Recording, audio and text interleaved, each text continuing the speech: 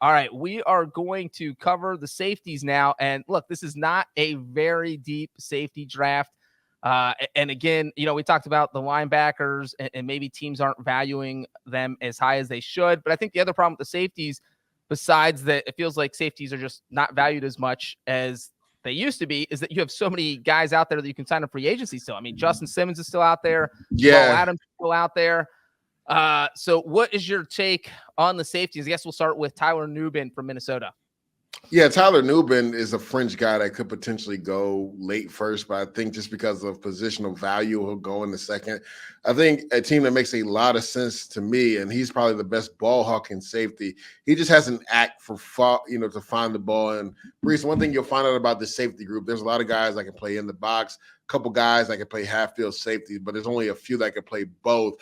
And Tyler Nubin is one of those guys that could be in the box safety, or he could be a half field safety as well. So when I look at him, to me, the Commanders make a lot of sense. Now I know they did sign Jeremy Chin, who I think Dan Quinn will use kind of like as a weapon X, just like he's probably going to use Frankie Louisville as a weapon X. And we know he likes to have smaller linebackers. So could Chin even potentially move to the linebacking position? You lost Cam Curl in free agency. I think Tyler Nubin makes a lot of sense for the Commanders in the second round, early in the second round. I believe they have 2 second-round picks. The Commanders, Tyler Nubin. What about Javon Bullard from UGA? Yeah, when you look at Javon Bullard, I talked about guys that can play, middle field or, in the box safety. And I think he's more of an in-the-box safety. But the thing is, his mentality will make up for the lack of athletic ability when I talk about his overall speed and reasons why he could potentially play half field safety for you as well, or maybe even slot corner. He's a guy that can play in the box, can play over the tight ends. He understands route concepts. He understands how offenses are trying to attack him. And it's that mentality that he has helps him in regards to catching up with the lack of foot speed that he has. I think pairing him with a guy like Jesse Bates with the Falcons makes too much sense. A guy that went to Georgia, so, not too far down the road as well. He could be the in-the-box guy for the Atlanta Falcons while Jesse Bates roams the middle of the field and does what he does as one of the best ball-hawking safeties. I think Javon Bullard makes a lot of sense to the Atlanta Falcons in the second round.